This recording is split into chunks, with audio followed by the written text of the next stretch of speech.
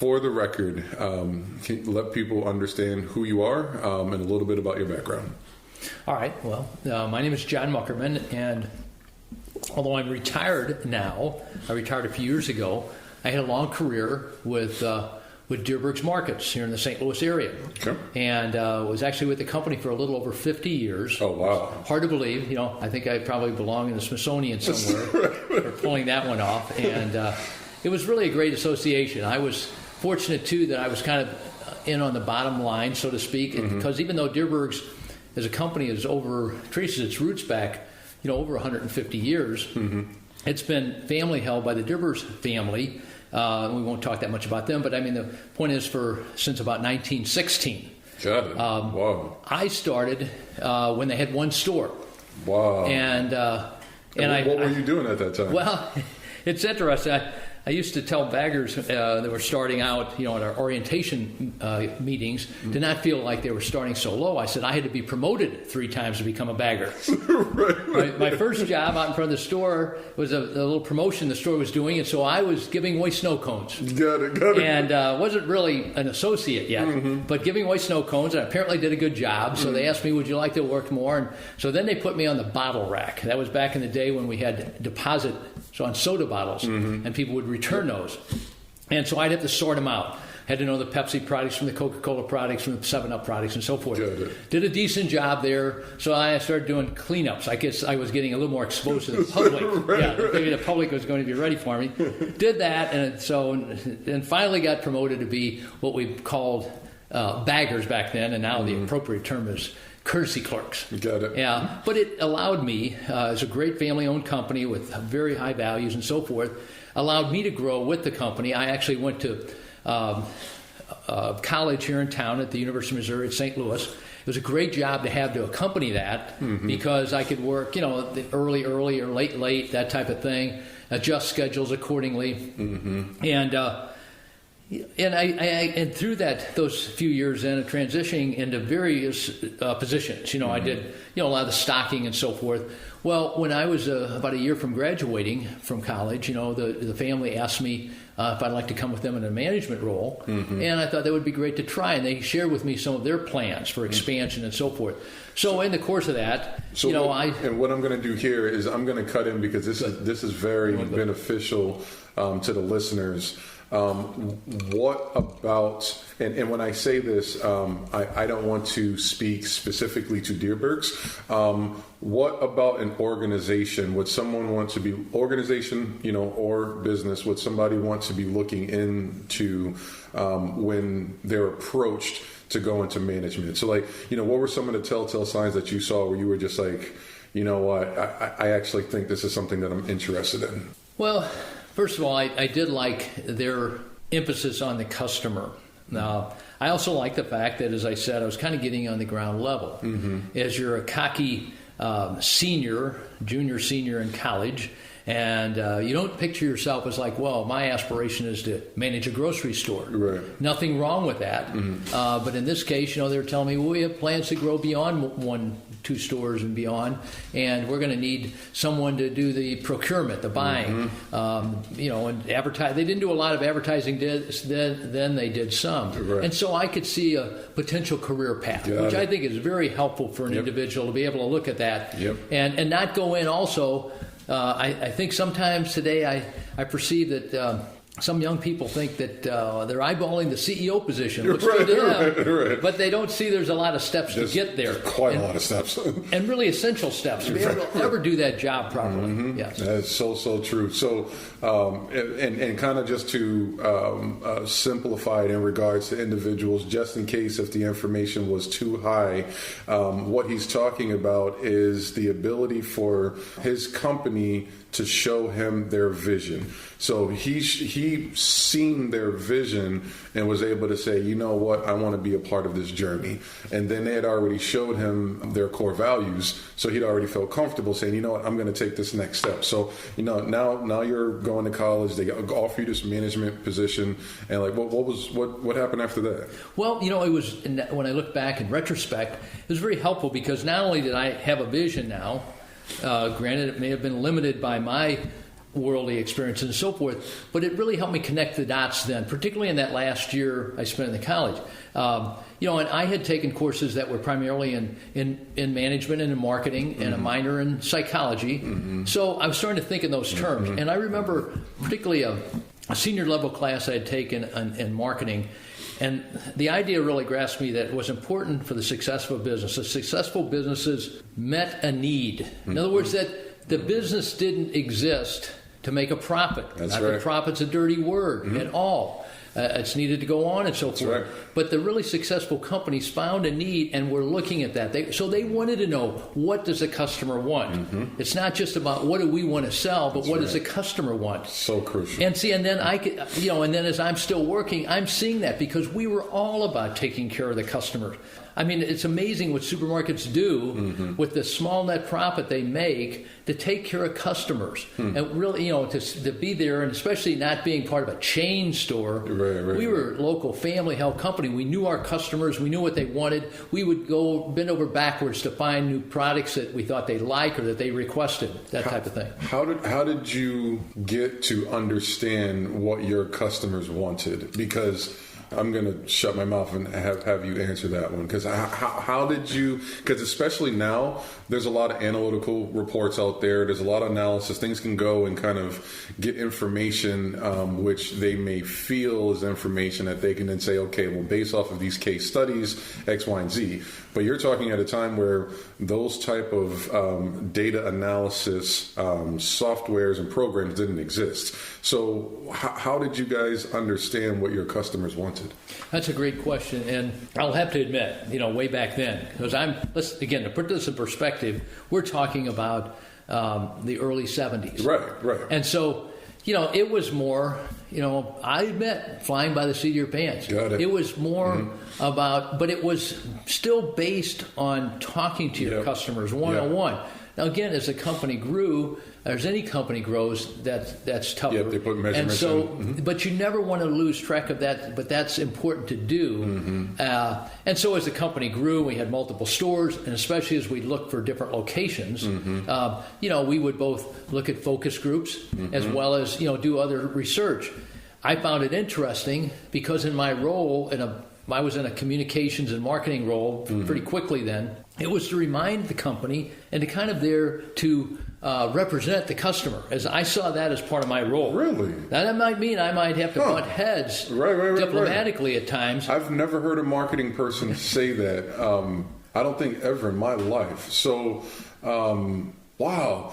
What was going on in your brain for you to feel that that's the role that you needed to play? Well, I mean, a great example, and I'll build on this, building new stores, going into different areas. I mean, because again, the Dierbergs company grew up in the West County area. The West County area happened to become a more affluent area.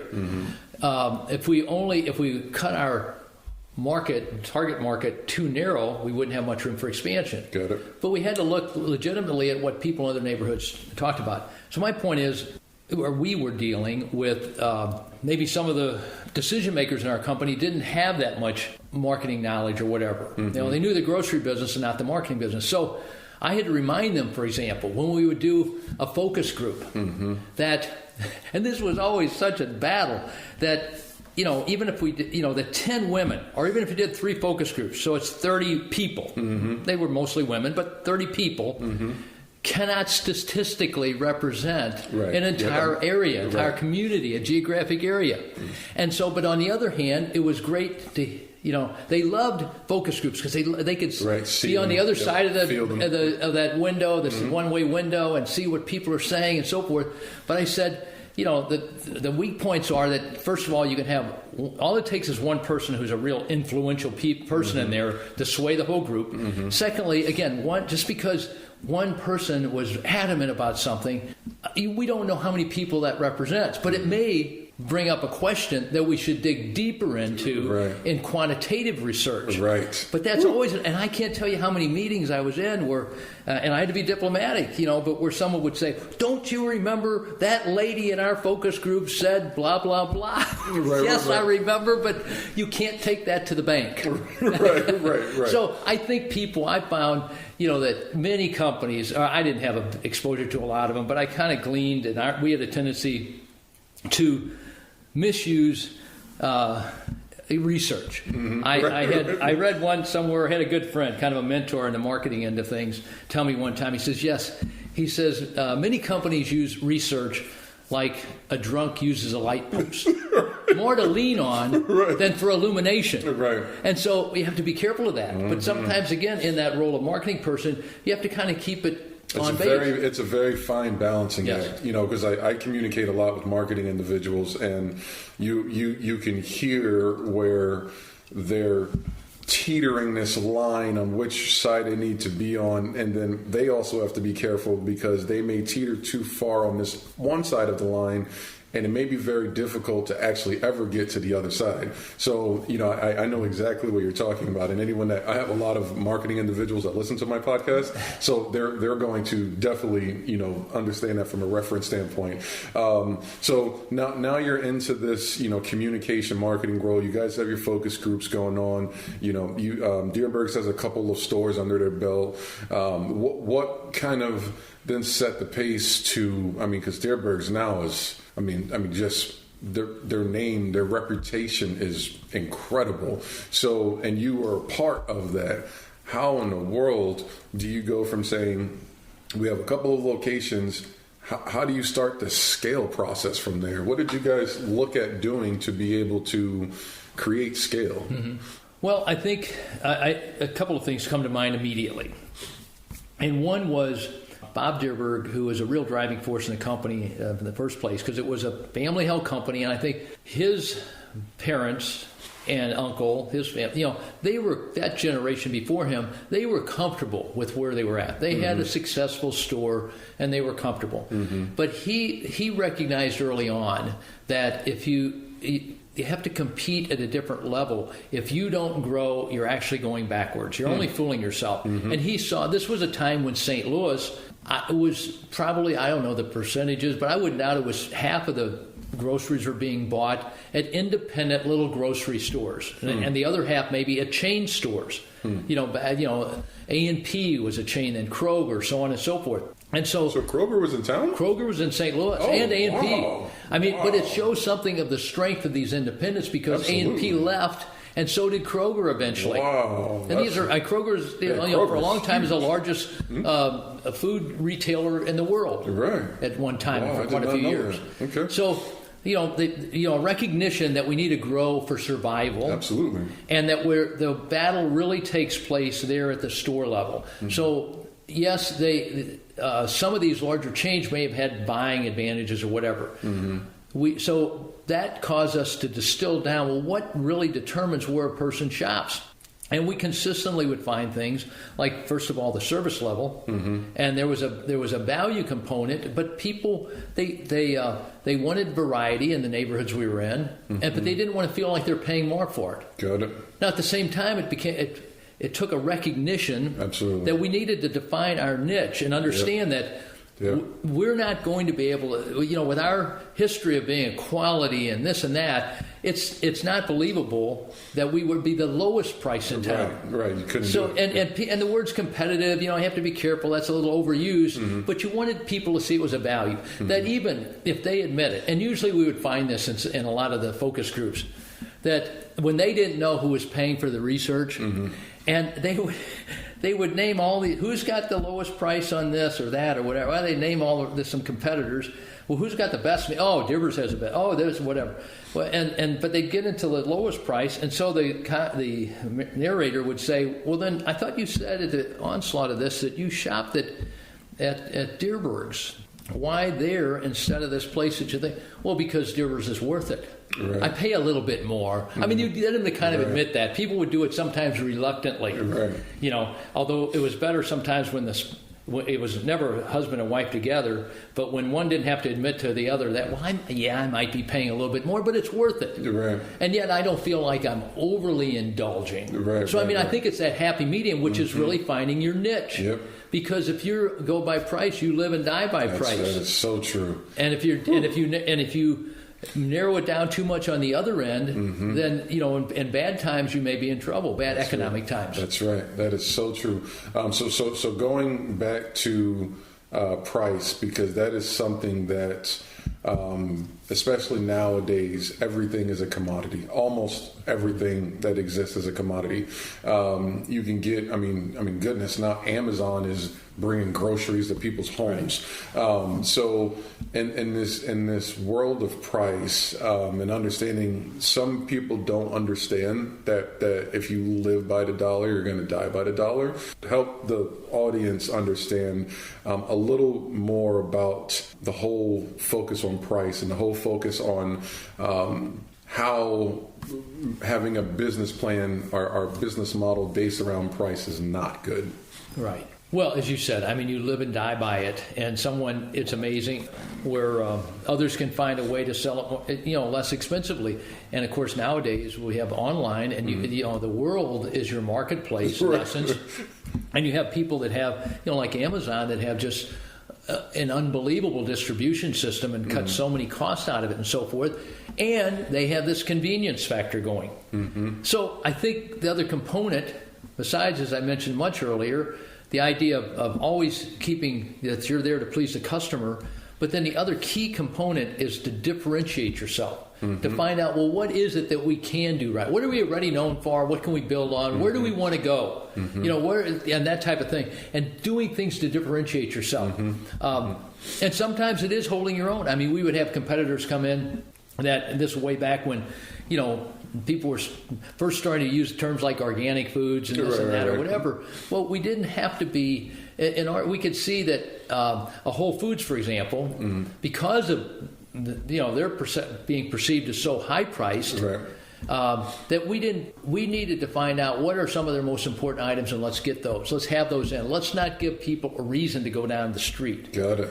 But I think it was also a case of recognizing that, yes, if things are sold online or in a big chain store or whatever the latest and greatest is, that the toughest place besides customer service would be in the perishable lines. Again, I think there's applications of what we're talking about, obviously, in all kinds of marketing and businesses. But for us, it was to look at these perishables because to get really great quality in produce and in meat and in deli items, and of course recognizing that more and more people they like to buy prepared foods, even though there's a increase in the number of people that enjoy cooking and so forth. That doesn't mean that they have time or want to cook gourmet meals every night. It's funny because it's crazy that you mentioned that, because every time that I would go into a Dierbergs, I would never go there, or my wife and I wouldn't go there with the intention to get prepared foods. But we'd almost always leave with prepared foods because we would get there. It's like, man, it actually looks really good. Matter of fact, you won't have to cook tonight, so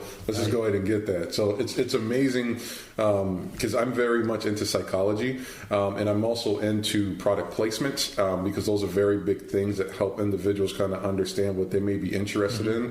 And obviously, in a grocery store, I can't wait till you start talking about like in regards to like end caps, and just because I know there's certain things that you have to do from a grocery store in order to move product, but those I can see from a grocery store standpoint where perishable items could be the differentiator for you guys to be looked at differently within the marketplace. So for small businesses, you guys really want to be wanting to understand either your products or your services and be able to test those products and services to be able to identify niches that make that product or service special to you, and then double down on it and make sure that you have an actual strategy around those product or services. Good point. Yes, you're getting it, and I'll build on double down on it. I'll put it in a different term. That also, once you recognize that niche and we want to differentiate ourselves, well then, we figured out or felt that, okay, the more people appreciate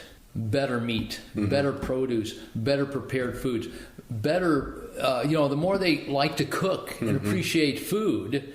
In other words, let's get them above the beans and weenie level, like anything goes. I mean, that the more they would appreciate us. To me, that's double downing on it. So that was the other thing, and I don't know how much of an overall impact, but Dierbergs differentiated themselves another way by starting cooking schools.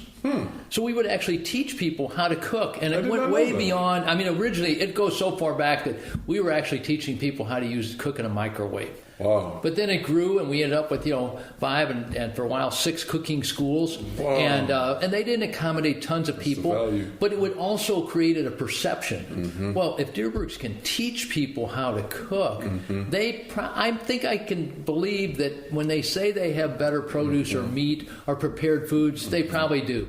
It went way up on the credibility, and people would just start to appreciate that more. And then you tap into one of the most powerful forces in the world, which is having happy customers talking about you. The more they enjoyed that experience, the more they're going to share. That's it. And that's the part for me that I always am trying to get people to understand is that your focus on the customers and ensuring that those customers just sing and sing and sing, and you do anything that you possibly can for your customers, you will never have to worry about a sales force being the leader of your P&L. You can have that marketing strategy, you can have those operational things that you can do, and just let those customers sing, and then you just tweak those things and let the customers keep singing. Exactly. And I think it's interesting. We're having a conversation on kind of a really basic level that maybe it just slips under the radar for most people, but it is, like I said, it's basic. And I think there are applications, and you obviously do too, or we wouldn't be having this discussion in a lot of other industries. And maybe they need to narrow down their thinking. That's sometimes my point exactly. we can't see the forest for the trees. That is my point there's a lot exactly. of MBAs running around out there with their new degrees and everything, and it's like they're missing, like, well, what's the customer really want? That's my point exactly. So, and that's where for me, because I'm always communicating with so many different forms of businesses, and it's scary how simple business really could be. You know what I mean? We put all of this other stuff on top of it, and it's really as basic as you have a product or service.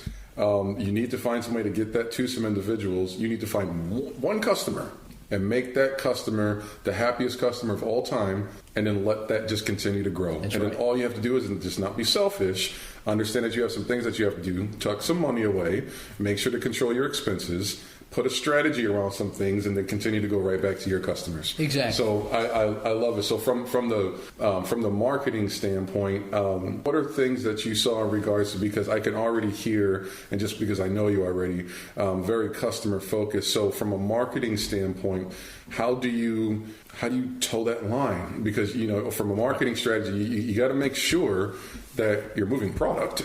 But at the same time, you have to make sure that you're taking care of the customer. But you also have to make sure that you're coming in under budget.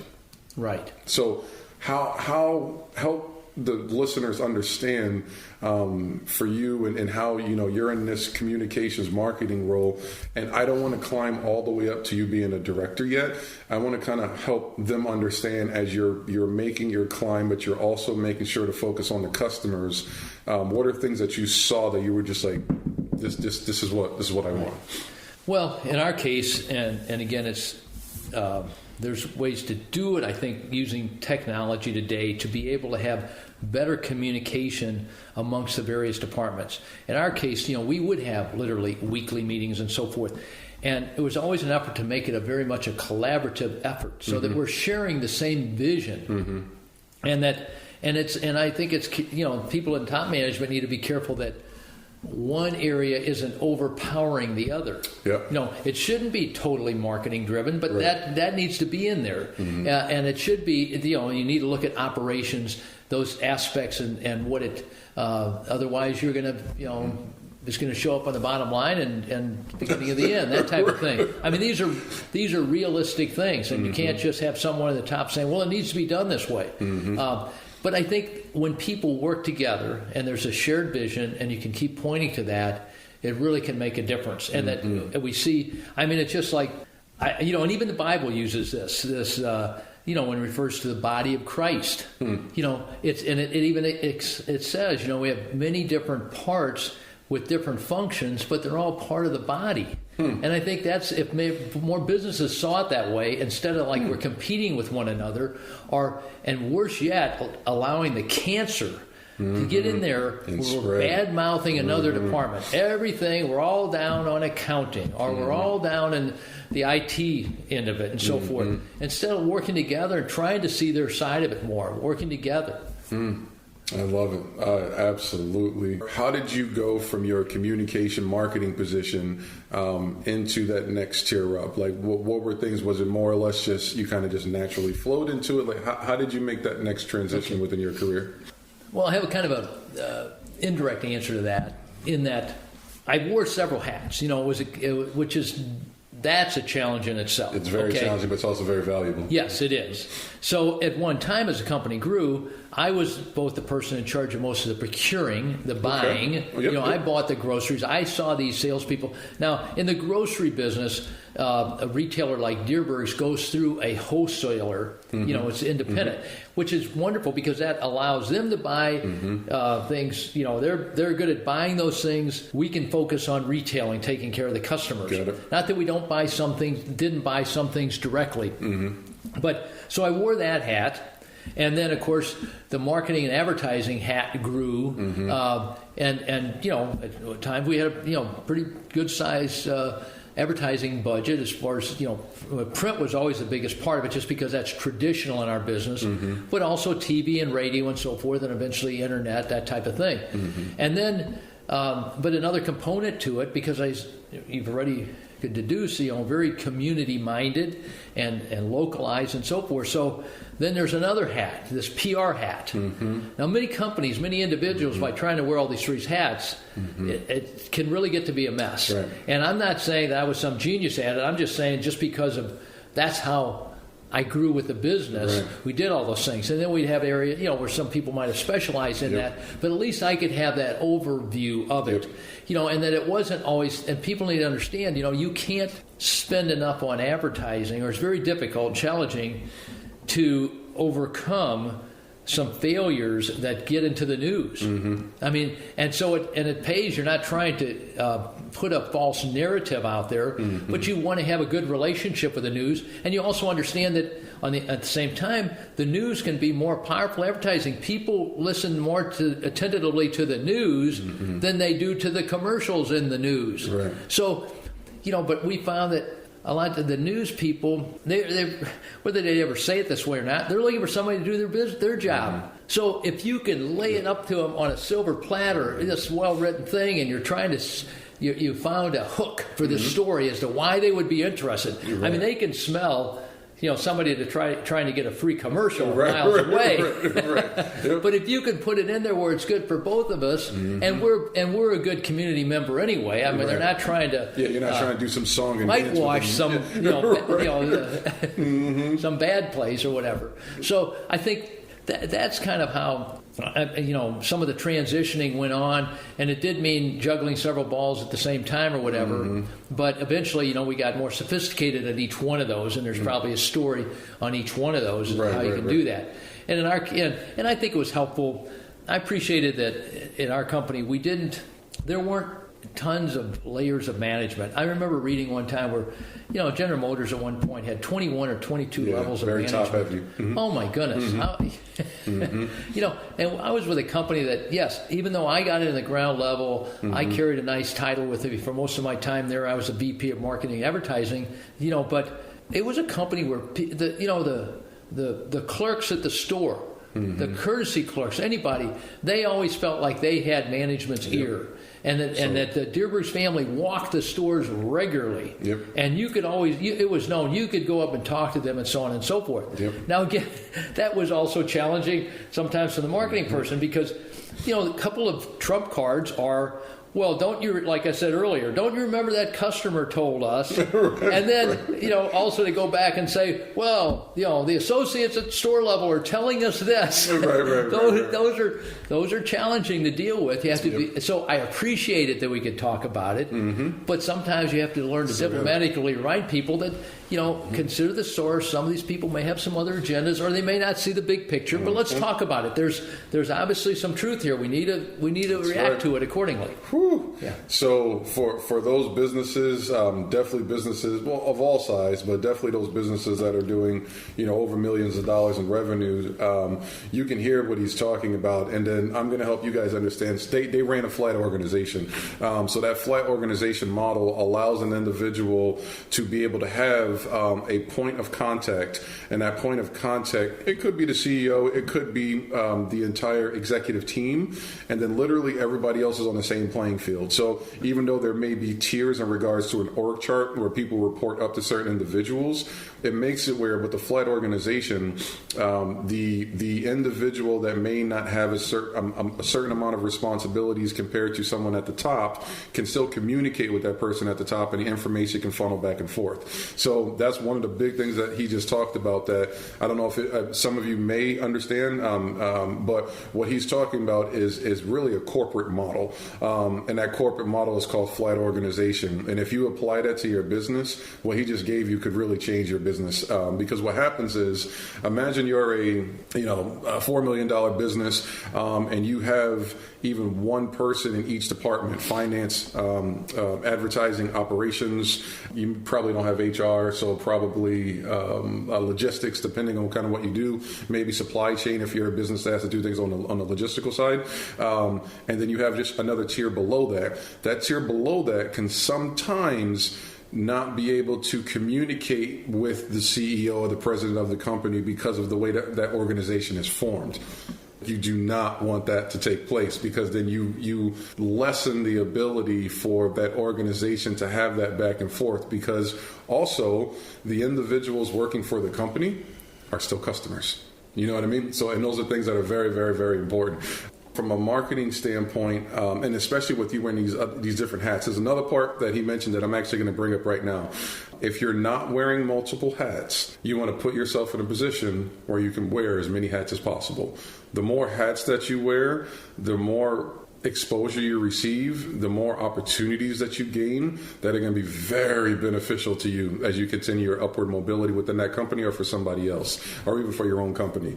So I wanted to touch base on that too, because you said a couple of things in that are like really, really, really big tickers that I wanted to go over. And now I kind of want to go back to, on the marketing side of things and between the advertisements. Any of the marketers out there understand that there's this battle between kind of where the advertising dollars go, and you have some that are in the camp of TV. You have some that are in the camp on digital, and then of course anyone that's able to do things on paper still. I look at that as still being an not untapped, but a market that's overlooked so much, because especially for a grocery store, I know for me, if I actually receive that paper sales form in my actual mailbox, it actually helps me remind me, oh my goodness, here's the different deals that are going on. Were you seeing that later down the road in regards to Dierbergs working, or were you seeing more of,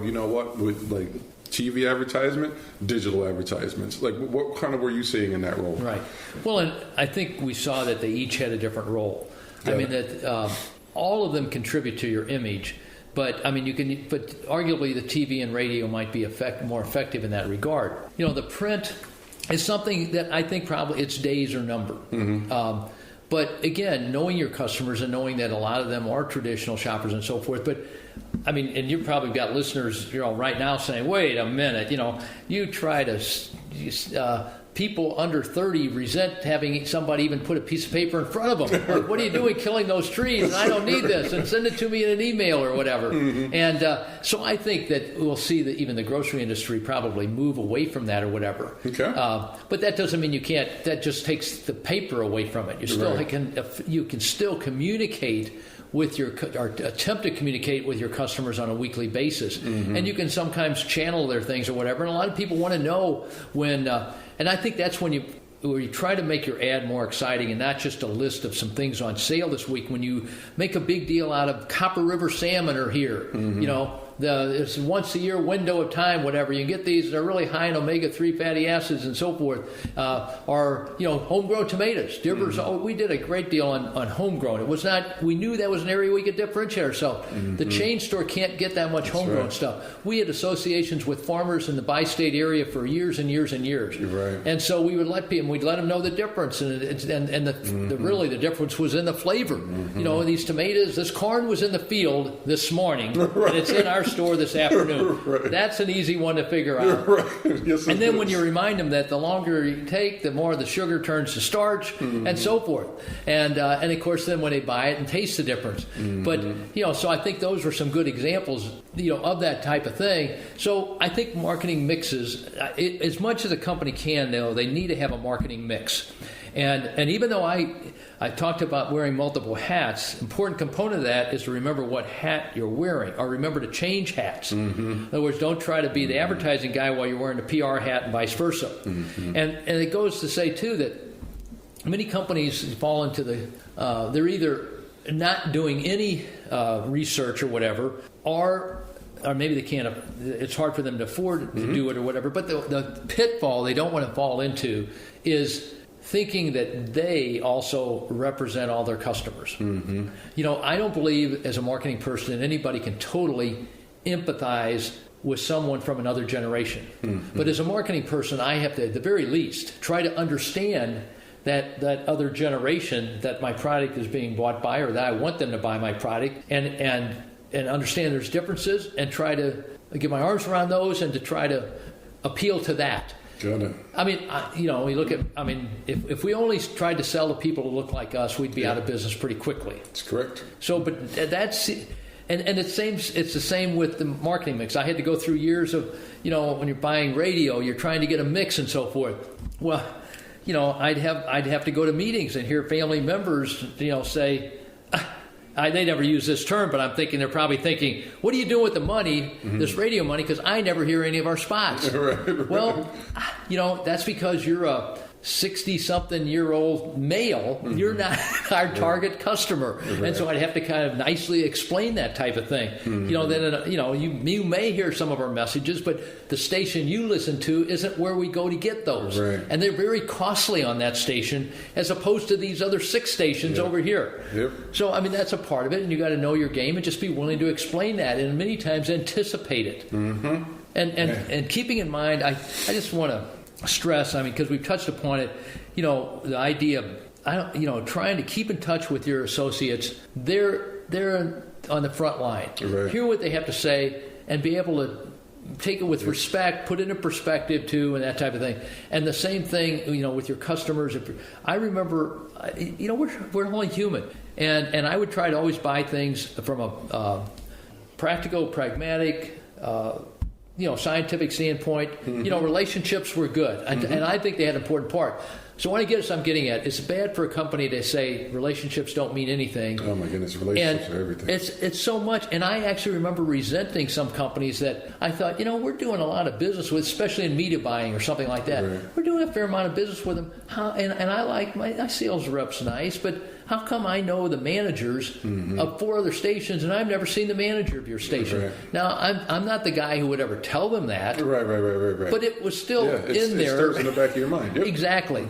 And so to not allow yourself and management to be insulated and isolated from these customers and get out to see them, just once or twice a year, what a difference that can make. Whew. Yeah, so you're dropping some serious value bombs for me, because so anyone that listens to the podcast, what I've done and what I do and what I currently have done. And one of the biggest things that was the biggest differentiator for me in my business was telling my staff that I don't want to see you in the office. I expect you to be out in the field, communicating with the staff, communicating with the customers, because that is where we are able. I did without spending any money on analytical data to understand the differences and nuances of various characteristics. I didn't have to, because we were always out there communicating with certain individuals. And then when you're able to take that information and put it into a form of digital application that helps you be able to at least understand the work that's being done in the field, you then start to really be able to move the needle, because it's like, okay, we're not having to spend this money over here. I could actually take that money, put it back into salaries, and allow those individuals to spend more time, take that information, throw it into software that allows me to be able to understand the various characteristics of the various customers, put a risk assessment in there to be able to understand what the various risks are, communicate with those customers, find out what they're needing, and then if there's things that are outside of our purview of scope, help them find the necessary things that they need for it. You become a value add to that customer so much where you don't even have to think about RFPs. You know what I mean? It's so simple how some of this stuff is. Why do you think it is so difficult for certain businesses or certain entities to get the basics? I think sometimes, all those things we mentioned, you can either embrace them and enjoy them, or you can see them as just a lot of other malarkey stuff I have to do. And I think it helps to understand that, again, those relational things can come to terms on little things that add up. You don't always, I think too many businesses today are ready to write off anything that they don't see a direct return on. And sometimes you just have to go with your gut and see where it can. And I think that's part of when you have been part of that business or experienced it and so forth. My one son, it was a wine merchant for years. He was in the wholesale business or whatever. And I'd go to visit him in Kansas City, and he'd say, Dad, you want to go with me? I'm going to go out for a couple hours. I'm going to go to some of my stores. He was coming up. He's a sales manager for the state of Kansas now. But at that time, he was just a sales rep.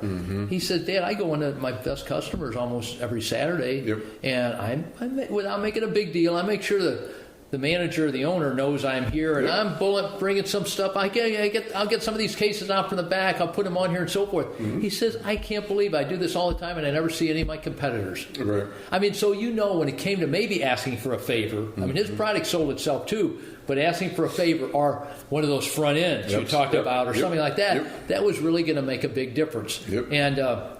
And I think it's true in so many things that if people give you honest advice, that's the other thing. There's some people you can spot, they're just all about selling their stuff. And they don't want to hear that, well, I'm not buying what you're selling. Why stop pushing that message. Yeah, but the ones you remember say, well, and they re-explain, they tell you what you said so they grasp it, and they say, hey, yeah, maybe you ought to go try this or whatever. That's right. Try that. Or there's a lot of products that companies might consider adding to their line. They need to understand that, that may not be a giant profit producer in itself, but certain products and certain departments or whatever can have a halo effect. That's what I was kind of describing when I said they put in some cooking schools in some of their stores. That had a halo effect. They put in florists. Dierbergs were the first supermarkets in St. Louis to have florists in their stores as well as cooking schools. Same thing, a halo effect of people, even if it's subconsciously thinking, if Dierbergs can, I see, they may not use these terms, but I see cut flowers and that on the high end of the perishability spectrum. If they can, have those and deliver them and so on and so forth, that has a halo effect. Well, then I guess, again, I find it more believable and credible that they can have better meat, that theirs is really better, or so forth. Man, and that's the part. Listeners, and this is the reason why I wanted to do this. What I'm going to do is I'm going to shift here because I call them the nation of doers. Because what I'm wanting are individuals that won't just hear something and then just like, okay, that was a good episode. I want them to be able to take certain key points from whatever they hear and apply it to their business. So before we switch to on the personal side, if there was one thing that you would want listeners of this podcast to pick up, what would that be? If you were to kind of say, if you pick up one thing from me from this podcast, what would it be? Oh, that's you have to distill things down. It's always tougher. And I think it has to do with this emphasis on the customer, which I know sounds simplistic to some people, but I like to believe most of what I was giving you were just examples of how to put that emphasis on the customer, and that and you used that word early on. You picked out, of having that vision. How does that all come together? Mm-hmm. So I know maybe I've just said two things, but I mean part of that vision has to have the customer in there, right. and then of course you can build on that. But if you keep that, if you get everybody in your organization doing that, and that's what we used to. I mentioned going to these orientation meetings, gatherings when we'd open a new store. So we'd have all these new associates there, and explaining, and that was part of Dierbergs' training program too, to let their associates know, if you're a stock clerk, your job isn't putting cans on the shelf. Mm-hmm. Your job is taking care of customers. Mm-hmm. And so you don't have to think twice. If a customer comes down, he's going down the aisle, asks where something is. Mm-hmm. You don't just mumble what aisle. You get up from what you're doing and you go over and show that customer what it is. You make sure that's what they're really looking for, and so on and so forth. Mm. That's another example, taking care of the customer. That's right. But again, it has to do with, what was that person's identity, their vision? Am I a guy who just stocks cans on a shelf? Mm-hmm. Or am I, a Dierbergs associate, and I'm in the customer service business. Mm-hmm. Everybody there's in the customer service business. Yep.